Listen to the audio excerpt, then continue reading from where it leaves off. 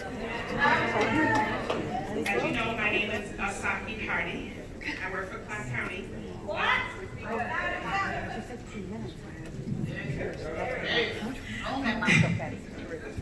My name is Asaki Hardy. I work for Clark County, SEIU member for over 21 years.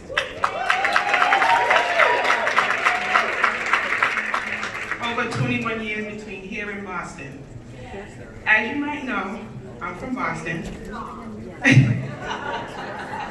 You can hear my Boston accent. I remember being at my union hall making phone calls for a woman running against incumbent Republican for Senate. She won that election. That woman was Elizabeth Warren. She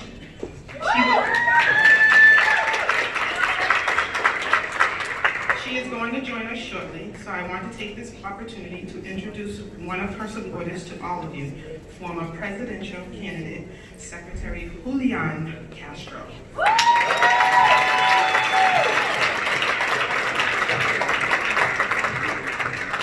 Raised on the west side of San Antonio, it was his mother that instilled in Julian the power of action. She taught him that if you want to make the change in your community, you don't wait, you work for it. It's no wonder he went on to law school, became the mayor of San Antonio, and then served in the Obama administration. Secretary Castro has history of working with SEIU as the city councilman and then mayor, standing with our sisters and brothers in SEIU, Texas. Please welcome our friends to the stage, former Housing Secretary Julian Castro.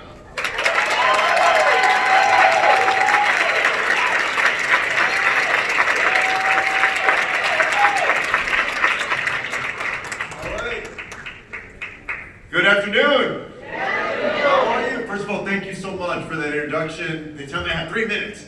Let me just begin by thanking all of the leadership and all of the members here of SEIU.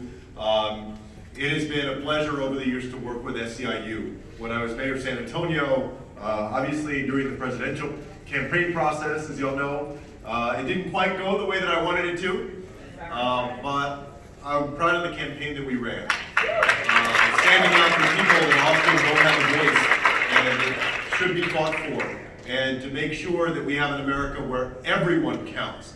Those are the things that this union is fighting for, that y'all have been fighting for a long time and that you're fighting for right now.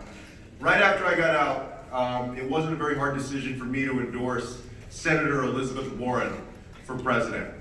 And I decided to endorse Senator Warren because I had a chance to see all of the candidates up close and personal. What they're about, what kind of organization they have, who they're paying attention to, what issues they're speaking to. And what I saw was that vision of making sure that workers, that immigrants, that folks who often are written off in this country, that vision for making sure they count is very much a part of Senator Warren's heart and her plan for our country. I know that she can win, that she can defeat Donald Trump, that she can root out the corruption, big money out of politics, making sure that the people and not just the powerful are the ones that get to have a say in Washington, D.C. And in addition to being a friend of labor, she also, to me, was the candidate that most got it in terms of how all of these things connect. The fact that too oftentimes, especially in black and brown communities, our young people don't end up with a good job because they're locked behind bars. That too oftentimes in the Asian American community, in the Latino community, folks are deported. They're sent back. They never have the opportunity to reach for an American dream. That too oftentimes high rents or high healthcare costs or other things prevent people from being able to fully realize their potential. She gets it. She understands how all of these things are connected. She's focused on labor and fighting for you, but she's also fighting for your family to make sure that y'all can succeed. That's the kind of presidential candidate I can be proud of, and somebody I'm very proud to endorse, and that I believe will become the next president of the United States. Thank you very much.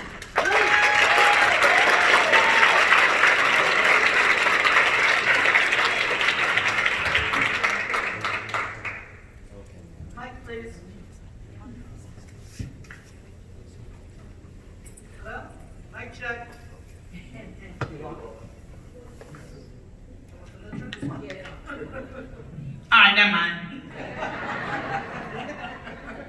Thank you, Mr. Secretary, I appreciate that. Are we joined by Senator Warren?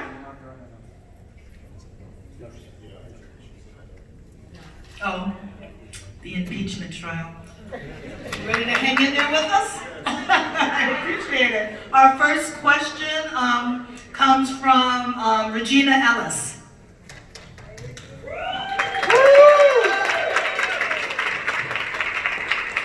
Good afternoon, Secretary Castro. My name is Regina Ellis, and I'm a community health nurse at the Southern Nevada Health District. I've been a proud union member for decades, but I want to hear from you about what you will do to raise standards for all working Americans. Everyone here knows that working families are under constant attack. Corporations and politicians have rigged the system against working people. To fight back and win, we need unions for all. How would you, as president, step up to join us, stand up and make sure millions of us can get the unions we want? Regina, thank you very much for the question. And of course, although I feel like I'm doing throwback when I answer these questions, of course, I want to talk to you about what I see in Senator Warren and what she has laid out in terms of her vision and her plan for the future of this country. I think we should start with, when we talk about working families, right? Start with the fact that too oftentimes working families don't have the voice in Washington, D.C. that they should, because that voice, the loudest voice, is of these huge corporations that hire their high-priced lobbyists and are able to write laws that benefit them, and that have meant that companies like Amazon and others are not paying a dime in federal income tax, even though they're making billions of dollars in profit.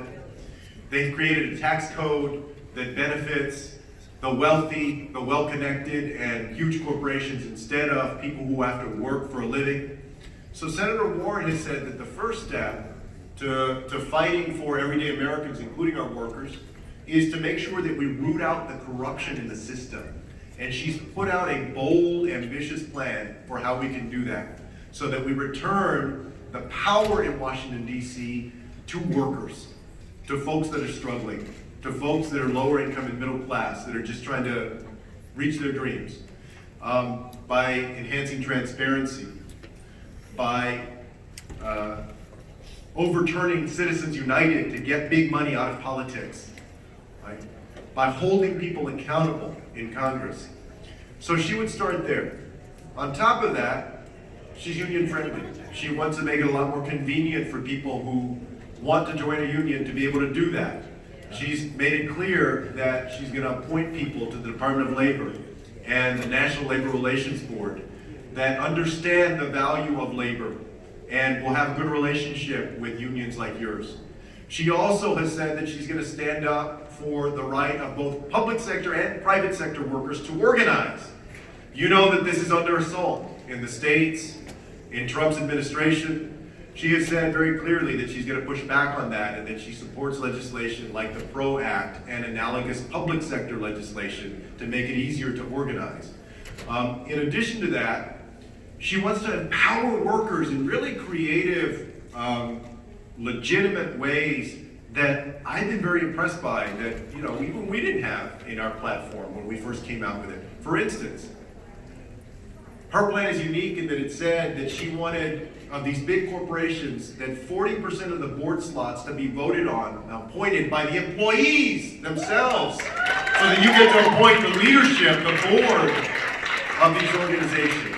That's real power within the organization. That's a voice that workers have not had. And you know how many important decisions are made, not in DC and not even at the state capitol, but they're made within the policy of the company. You need to get into those decisions. And she actually was unique in that she's a candidate that has put forward a plan of how you're going to do that. In addition to that, she has wholeheartedly, steadfastly supported the fight for 15, raising the minimum wage, going beyond that with benefits, other compensation. She's laid out a plan for how to invest in universal child care, right, which continues to be a huge challenge for a lot of families out there. So those are some of the ways that she's going to empower workers and organized labor to make sure that every American family is represented by a union, and also that they can get into the middle class and stay there or go beyond.